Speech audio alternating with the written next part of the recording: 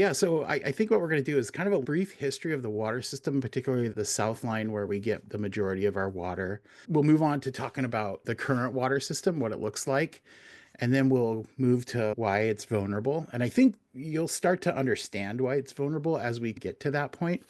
And then we'll really move on to the emergency drinking water kind of techniques and options that you may have. So, a little bit about me. I've worked for Seattle Public Utilities for it'll be 19 years in January. The bulk of the work that I've done, I was the lead for Seattle's spill response team, and that was the only Seattle resource for emergency environmental response. So, we had a 12-person crew, and we did everything from cleaning up spills, managing spill incidents, to investigating and issuing fines and penalties.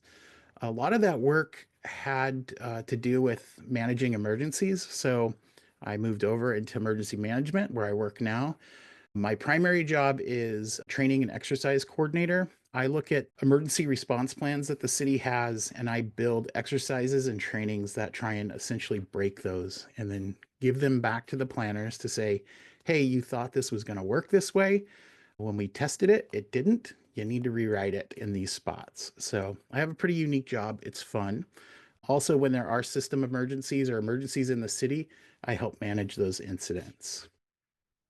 So let's step back in time a little bit. This is a map from 1884 of the city of Seattle. Remember, he arrived in 1881. So this would have been pretty much what it looked like when he arrived. And in this map, we can actually see some of the first inklings of a water system. So along the waterfront, you can see these water tanks and reservoirs. The first drinking water for the city was collected from springs and creeks in the hills of downtown Seattle. For example, one of the things I was reading was there was a communal drinking well on James Street, basically where I-5 is now. So that's kind of where water was coming from.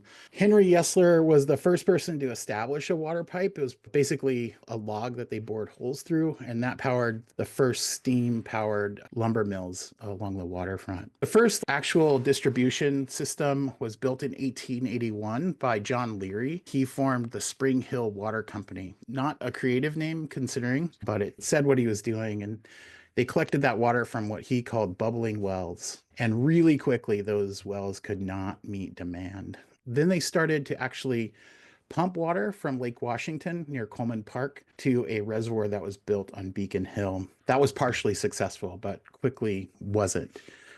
The same year that Mr. Thompson arrived, 1881, he was already looking east for other water sources and had already started to make recommendations to city council to establish a water supply that was outside of the city. The guy had a lot of foresight. And by the way, you didn't just hop on the freeway or drive your car out to Maple Valley. It was a trip. On June 6, 1889, an overheated glue pot started a fire. That fire defines the city of Seattle to this day. The city did kind of rise like a phoenix from the ashes. Side note, not related to the water system, this process of newly established towns and cities in the West burning down was kind of a thing. Everybody was kind of doing it back then. One of the things that helped our lumber industry here in the Pacific Northwest was us providing that timber for these new towns being constructed and then resupplying them with the same timber after it burned down and they decided to build it again. So that's kind of a really good business model. This slide shows the impacted area of Seattle where the fire burned.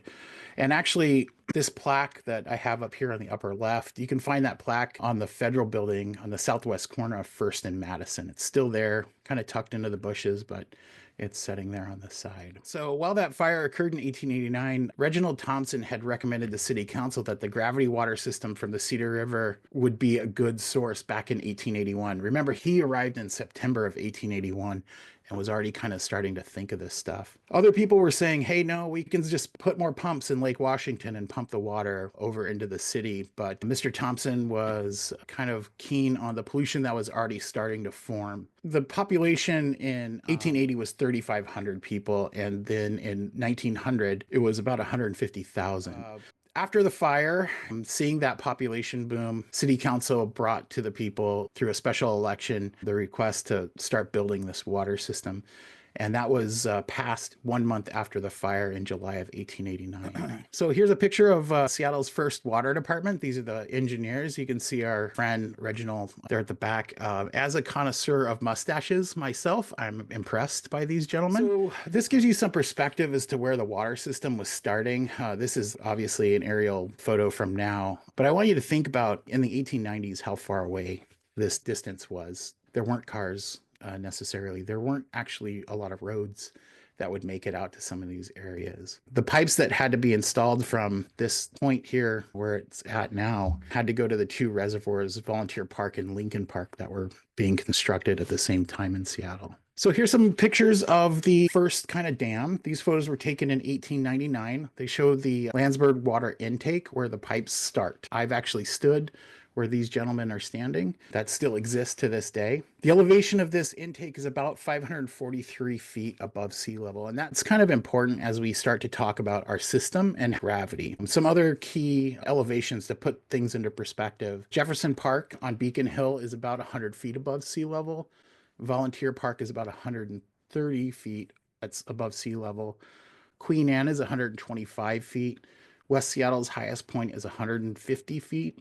And Magnolia's highest point is about 110 feet. So we start to get a picture of how we're going to use gravity to pressurize our water system. And another key point is that Lake Young's, which is where the water heads from this point, is at an elevation of 498 feet. So that's the head pressure we're talking about when it starts to enter pipes. So as a side note, if you ever take a look at a topographical map of Seattle and most cities, particularly on the West Coast where we have actual topography, you'll see those high points will have a water tower or a water tank. That holds true for the city of Seattle because we have to have capacity within our system along with that head pressure. These photos show the installation of the pipe in 1899 through 1900. This is the Renton and Maple Valley area. Photo on the right is what they called a riveting gang, and they're standing on top of what would be pipeline number one. All of these photos show pipeline number one being installed. You'll notice the complete lack of heavy equipment in these photos. In fact, they're using tripods and pulleys to move this very heavy pipe around that they're building basically in the field.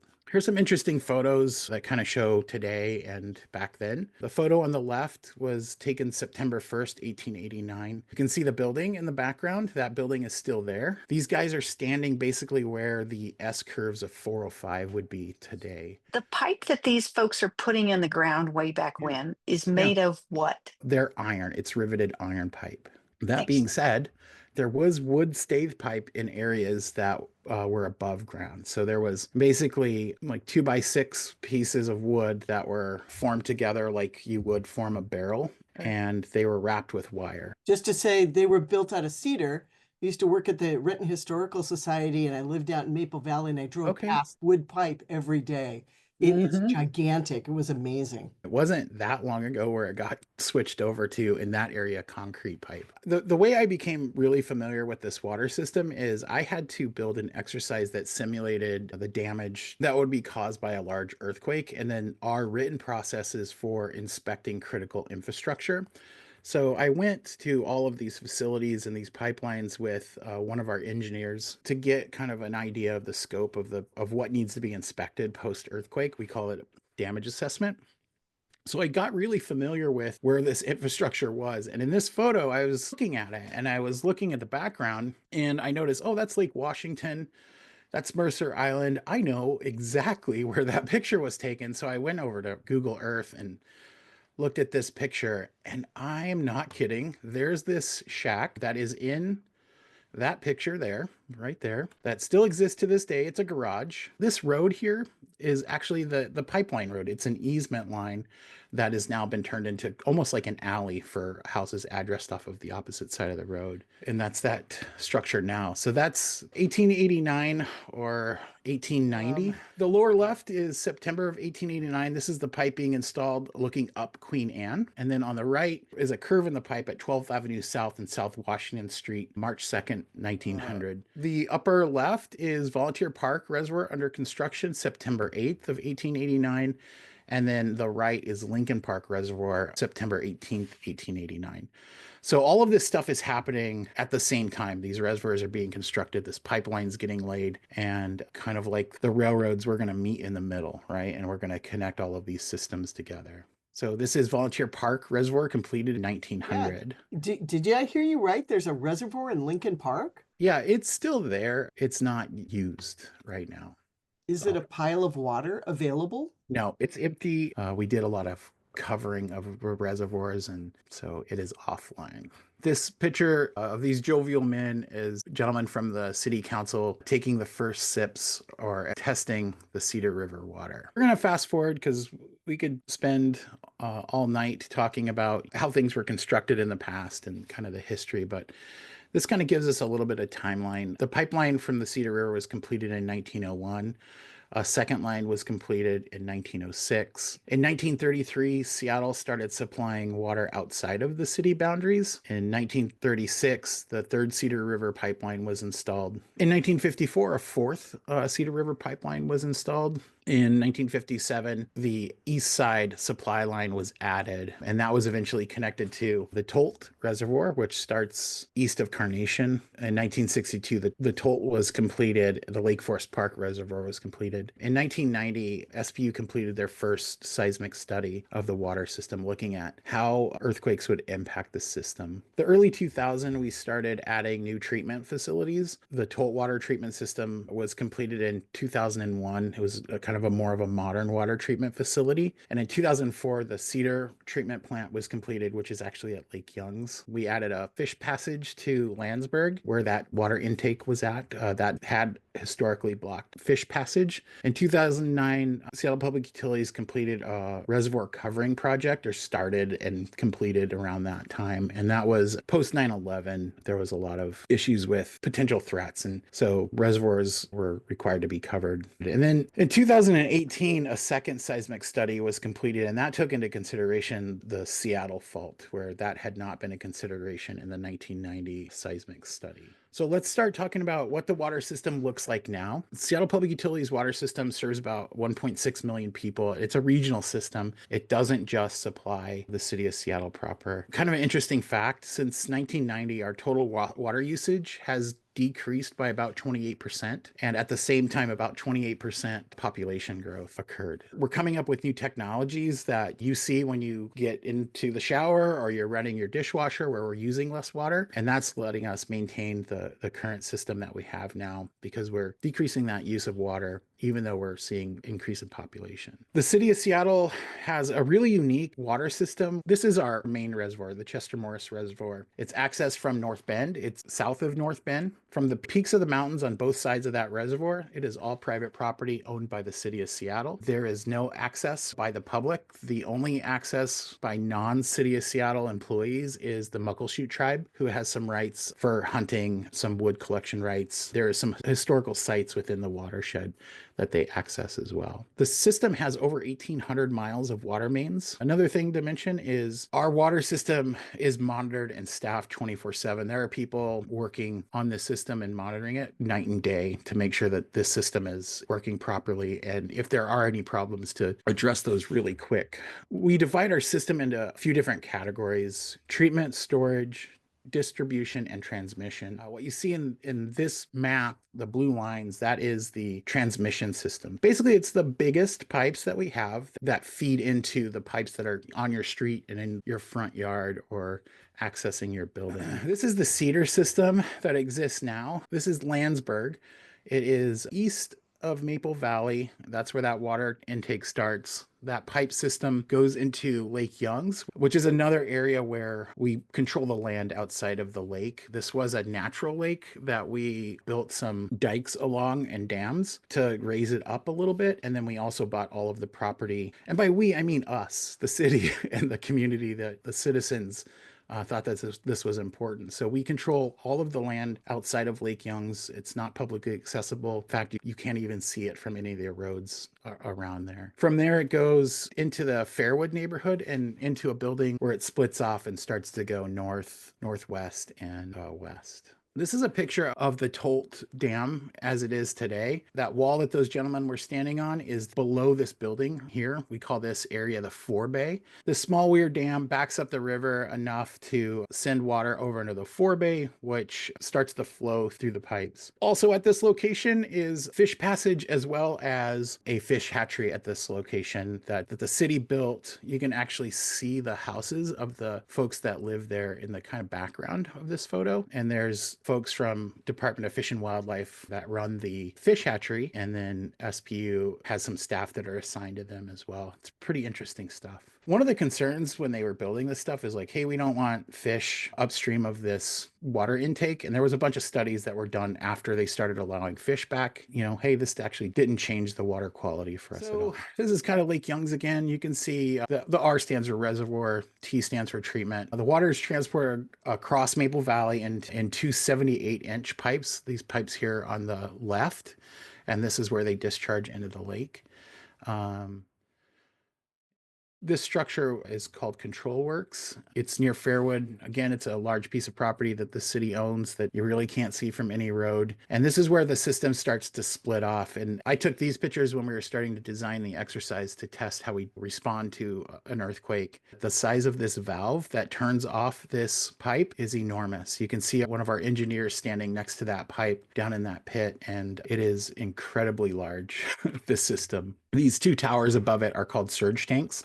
So if there's any changes and fluctuations in the pressure, it allows that pressure to go up into this tank instead of build up in the pipes and blow them out. This is the Tolt system. You can see Duval here. It's on the South Fork of the Tolt River. You may have heard in the news recently that we had some false alarms. We have a dam out here. This is the dam that is above the South Fork of the Tolt River. We were in the news because we had some false alarms with our early warning system in the city of Carnation. And in fact, I just spent the better part of a year designing an exercise where we practiced how the agencies that would respond to a dam failure would respond to a dam failure. It was a 2 full days where people across East King County and the region simulated the emergency procedures that they would use to do an evacuation and respond to an emergency. It was a what we call a functional exercise, which is fully immersive, where people are receiving fake information that is realistic enough for them to make decisions and show how they're going to work together during one of those emergencies. You can see the water intake.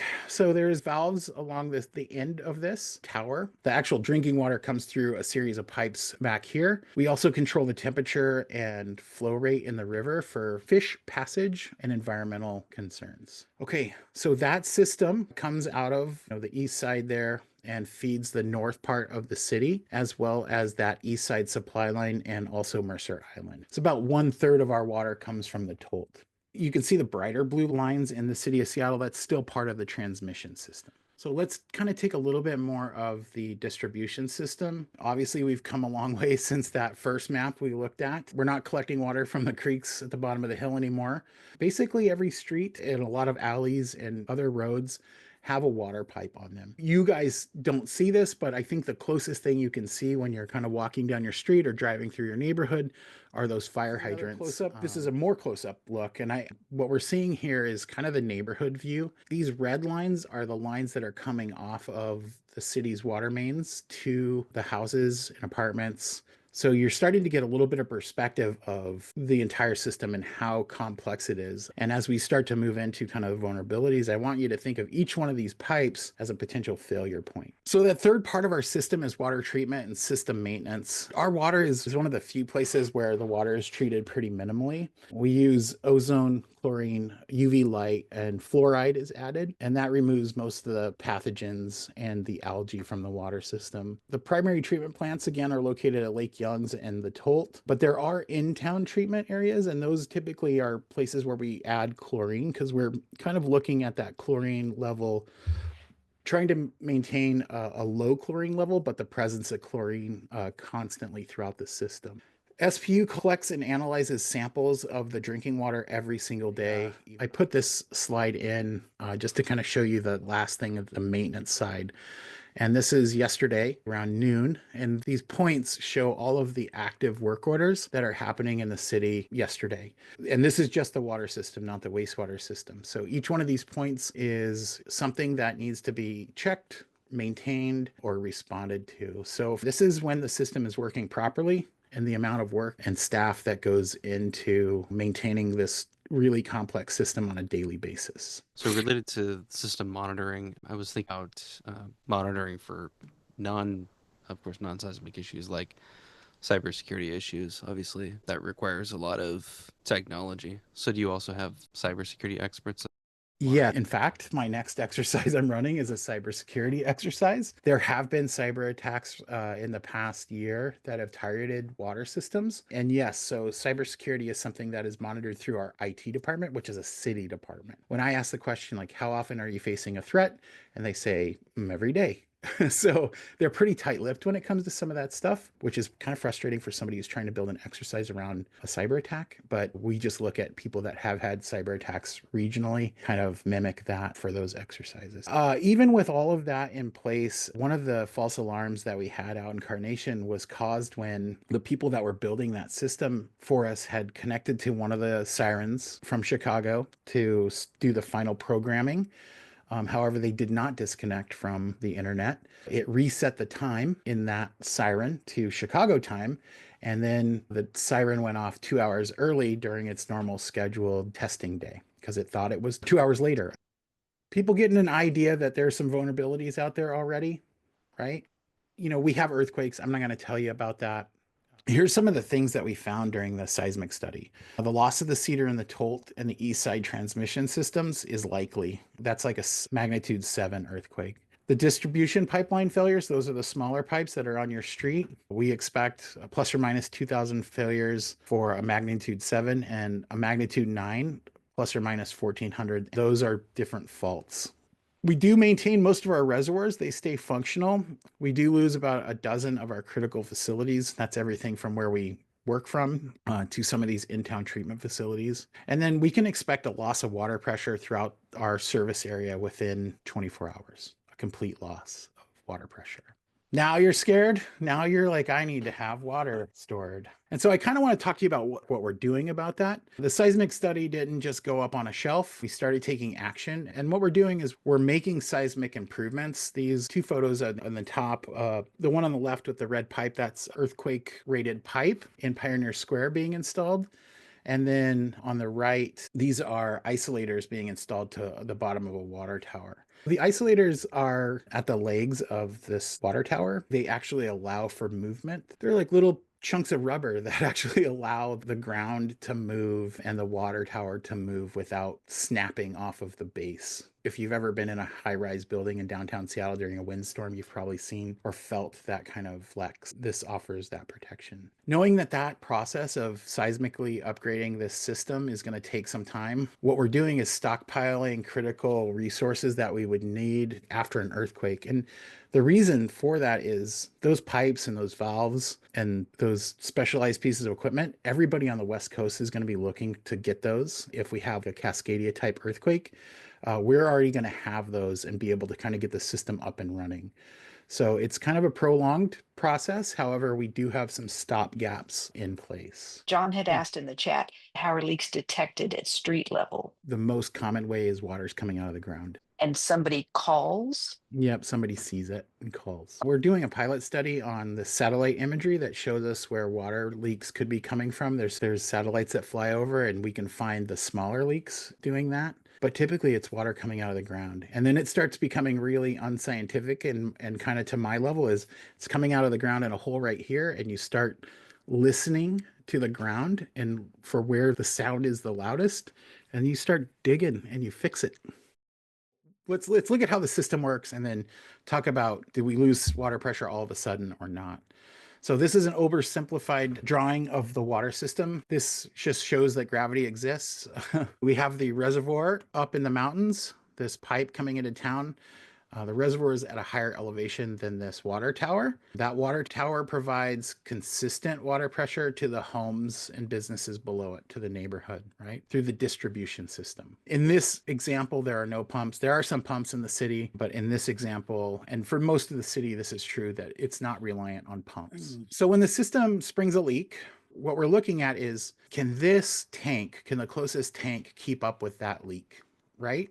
So if we have an earthquake, and we're springing a bunch of leaks, maybe not, right? Or if the pipe that is supplying the town breaks, the amount of water we have is what's left in the local reservoir. So once these people use this water, we're out of water. Won't there be pipes between the houses and they're gonna all break and so they're gonna be flooding all over between the houses? They're not all going to break. Some will.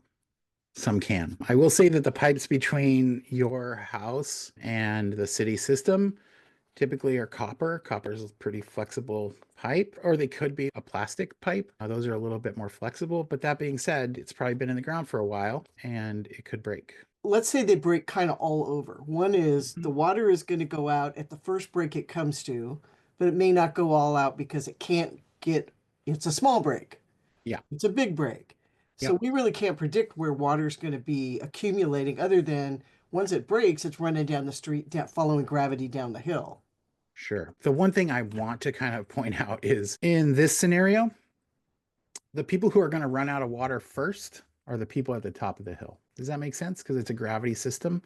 So they're going to run out of water. There's still going to be residual head pressure in this pipe until it completely drains out. And the people who are going to run out of water the last are these people at the bottom of the hill. And that rings true for the city right now. We had a water main break in West Seattle. I think it was last year. It was pretty significant. And in that zone, folks at the top of the hill were running out of water, while the people that were right next to the water main break did not run out of water. So are the reservoirs generally full all the time? Like water's always going into them and flowing out of them? Are they in use all the time? The large reservoirs, the two lakes that are up in the mountains, those fluctuate based off of precipitation and, where we Right, are in the season. snowpack. The ones that are in town maintain a level. Those folks that are in that room that is kind of monitoring the system, they will see that the reservoir at the north end of Lake Washington is a little low. They'll do some valve configurations from the tolt and they'll send water into that reservoir and maintain it at a level. There's constantly water coming out of those reservoirs, just like in this picture. The reservoir is feeding the tower or the small tanks by your house, which is supplying your house. We're gonna move on to emergency drinking water best practices, but I do want you to understand that, kind of answer that big question of like, how long do I have till I run out of water? It really depends on how bad the earthquake is. It depends on where you live. It depends on the topography of your neighborhood. It really depends. Just so you know, it's our priority to start getting that system up and running again, but it can take some time. Let's talk about what you do while you're waiting to get water or right after an earthquake. The guidance is a gallon of water per day per person. And your kind of guidance is how long? 2 weeks. 2 weeks is really a good, safe bet that we'll have some water restored.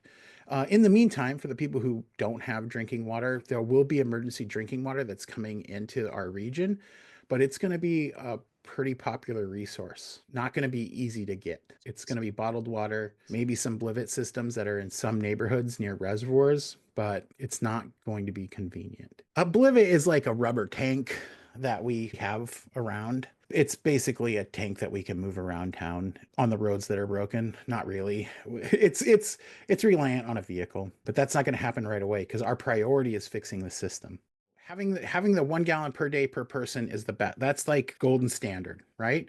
If you can store that in your house, that's great, but let's be honest with ourselves, and a lot of people aren't doing that. So let me give you some advice on some other options that are available to you. First and foremost is you have a tank of water probably in your house. It's called your hot water heater, right? Most hot water heaters have between 30 and 60 gallons. Some people don't have hot water heaters. They have like an instant hot water system in their house. These hot water heaters are a great source of emergency drinking water.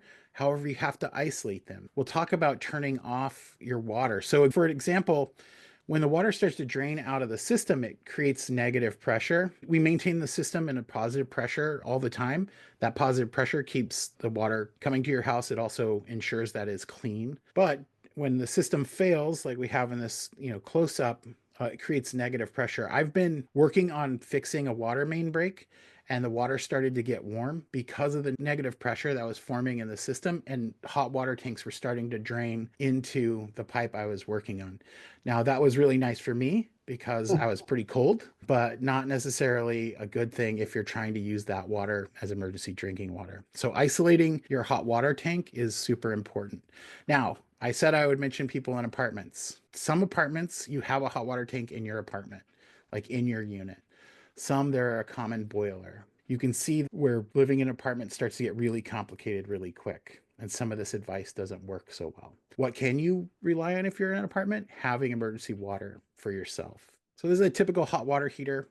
There is a water shut. There should be, by the way, people do all kinds of things when they remodel their homes and don't build them the right way or put them in the right way. This is what they generally look like. Yours may look different. The point of that is tomorrow or after this, go take a look at your hot water tank. Move the Christmas decorations out of the way and boxes of clothes and go take a look at your hot water tank. There's a shutoff. That is where the water would exit your system by creating that negative pressure, potentially exit your water tank. So you want to shut that valve off. And the other important thing is this drain that's at the bottom. That's where you're going to get the water out of your tank. There's probably some sediment in your hot water tank and it's going to look a little cruddy, but you're already drinking that rust and mineral stuff. You just don't see that much of it build up. So what's in that tank is safe to drink. If it looks a little cloudy, let it settle on your counter or settle in your container. By the way, it's not super convenient that that's at the bottom of the tank. Now, if your hot water tank is up in your attic, where some are, you might have gravity to feed your house from this system by turning that valve on and off. Catherine wants to know if in the time it takes to turn off my water intake, will there be E. coli already in the hot water heater? Something would have to have gone really bad for that to occur. You have, when you go to open the valve at your faucet, you have residual chlorine in your house. A lot of things would have to go bad for E. coli to get into your water system during an earthquake. That being said, it is possible. We are not at any point, once our water system breaks, the SPU is going to issue a boil water notice and say, hey, our water system cannot be trusted. We recommend that you treat your water and you boil it. So if you still have water coming out of it, just keep that in mind. Like, we're not going to guarantee that it's safe. And by the way, we're going to stop sampling it because we're going to try and fix the system.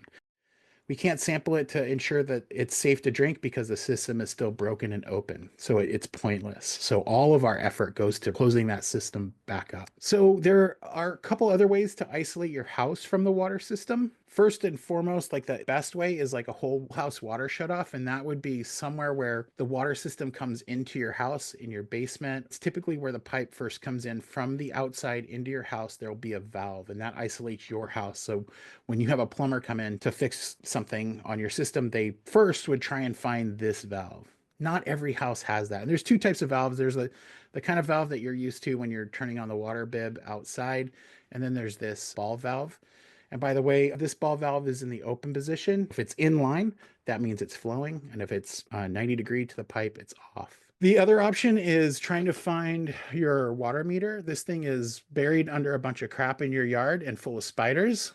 Last choice. Can be fragile at times, depending. There are tools that you can use. You can buy them on Amazon, just like anywhere else. And it's a T-handled thing where you turn this valve a quarter turn and shut off your water supply. Alternatively, you can use a screwdriver and a wrench to accomplish the same thing. You apartment people, we're seeing where this is getting a little complicated for you. And we're really pushing you to have emergency water, drinking water for yourself. Okay, we had the big earthquake. You're safe and you still have water pressure.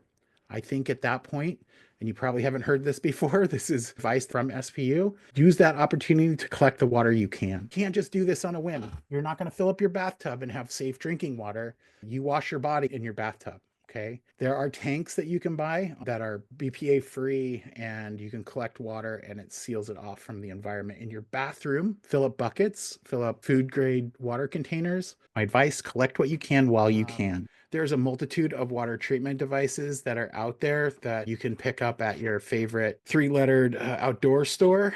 And there's experts there that'll tell you how to use them. What I will say is I would not be confident with any of these filtering the water in Green Lake after an earthquake or Lake Washington after an earthquake, because I know we talked about the water system breaking, but the sewer system is also going to break. And we treat over 300 million gallons of sewage some days. I wouldn't drink that stuff. It's not just toilet water, it's all kinds of waste. Know your device, know how it works, and know its capabilities. And I can't teach you how to do these. There's so many options. It does rain here. People do collect rainwater. Rainwater can come into contact squirrels and birds poop. There can be contaminants in that, albeit it's safer than what's in Lake Washington after there's a sewer overflow. That's where I would start to use these devices, is when I'm collecting rainwater.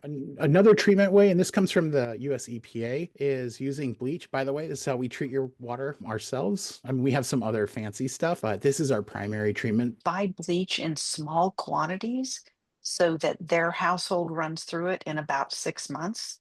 If you don't use that much bleach Good for point. laundry or whatever, don't buy a gallon because it loses potency fairly quickly. Our risks to our system come from ground movement, tsunamis, seiches, landslides, liquefaction, prolonged power disruptions, and then disruptions in the supply line. We were dealing with that this summer. We were watching really closely the issues with our ability to get chlorine because of some rail strikes that were happening in Canada. It's not just the system breaking. During a large earthquake, it's a lot of parts that are moving, unintended. What does restoration look like? If you're going to tell me you're going to have water to me in 3 weeks, is that a garden hose running down my street? Is that me having to walk 6 blocks to pick up a case of bottled water and walking it back to my house? It depends on a lot of factors. What it probably means is you're going to get low quality water coming out of your faucet. Water that we say is boil order. And that's probably not going to be 100% of the city. It's going to be portions of the city. Now, that being said, if the entire pipeline from Lake Youngs through Renton is utterly destroyed, we're kind of screwed, right? But we're trying to deal with that. What I learned doing this damage assessment exercise is that there are a couple points in the system where we're like, hey, this is probably going to break. Let's make sure that we have the equipment to fix this spot. And let's also move that spot high up on the retrofit areas. Our first priority, by the way, the city of Seattle is protected by sprinkler systems in any large building. Those sprinkler systems are not going to work. Our number one priority will be establishing a water supply to fight fire. Getting water restored for firefighting is super important. Question in the chat, what to Yeah. expect with a prolonged power outage? The system of turning valves and stuff will have to be kind of manually done. And where there are pumps, those kind of things would not work. In areas where we need power, like at our treatment systems, we have backup generators. Now, a prolonged event where we can't get fuel, those generators aren't going to work. We have redundancy when it comes to power, but a prolonged power outage with disruptions to like transportation where fuel's not moving, that can be an issue for us. That being said, the city does have a fuel plan, emergency fuel plan. We do coordinate with our emergency operations center and we get on a list of like, hey, we need fuel because the city's going to not have clean water. Oh, that's a pretty important reason to get the Seattle Public Utilities the fuel that they're asking for. We have very few pumps. Neighborhoods or certain pressure zones that rely on pumps to maintain a certain pressure, but it's not as critical of a component to our system as gravity. Our reservoirs are a few hundred feet below the top of the pipe level, but there's probably pumps in some of those places. The water towers, those are definitely have a pump. Do hospitals have water redundancy? To answer your question, some might. And what we're trying to encourage them to do is actually put in backup well systems at the hospitals. Before we wrap up for the night, I want to summarize kind of what we've learned. So let's start with what to do now, before an earthquake, before you lose water, before the power grid goes down. Find and label the water shutoff valve in your home, and make sure all your household members know where it's at. You're looking for a valve that looks kind of like this. Find it, label it, teach everybody where it is, and teach them what it does. Next, find the water shutoff valve out in the street. Looks a little bit like this. Practice turning this valve to the off position, which means it's across the pipe instead of in line with the pipe. And do you have a tool that will work? Make sure you have one. Make sure everybody in your household knows where it's at and can use it. Put it in a place where you'll be able to find it when you need it. And again, make sure all household members know this system. They know how to turn off water to the house. You never know when you'll need it. The next thing is to make a plan to collect water post-earthquake, after the earthquake. Think about it now so that you don't have to scramble to figure this out after an earthquake when you're really shaken up. What vessels do you have in your home already that can be used? So here's some examples. There are liners that you can fill your tub with. The one on top is 5 gallons. It's collapsed, but you could fill it up and it expands and it's food grade. Water bottles that are just sitting around, a stock pot, whatever you have should be food grade if you can make it. But think about how you might collect water if you still have water running to your home after an earthquake. The next thing is make a plan to disinfect that water post earthquake. Because, like Eric said, it might still be running to your house and it's probably pretty darn clean because there's still chlorine running around in the system. So it's not going to be horribly tainted, but it's never a bad idea to take a few extra steps and make sure that water is super safe to drink. Bleach is a really common thing in a lot of households. And if you have that around and it's still potent, it can be used to disinfect the water and make it safe for drinking. Make sure that your bleach bottle that you're buying says disinfecting on the label.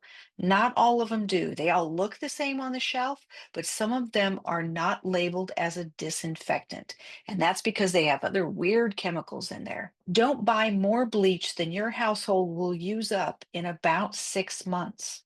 That's about as long as you should keep bleach around because it really decreases in potency, sitting on your shelf, sitting in your cabinet, whatever. And that's whether it's opened or not opened. Either way, it will degrade just sitting in the bottle, even unopened. Buy it in small quantities, just so that you make sure that you go through it rapidly enough that you're not having a bunch of stale bleach sitting around that's not going to do you any good. And the last thing is do not buy scented bleach. If you're going to use that bleach to disinfect water, that is definitely a bad idea. There's all kinds of chemicals in there you don't want in your body.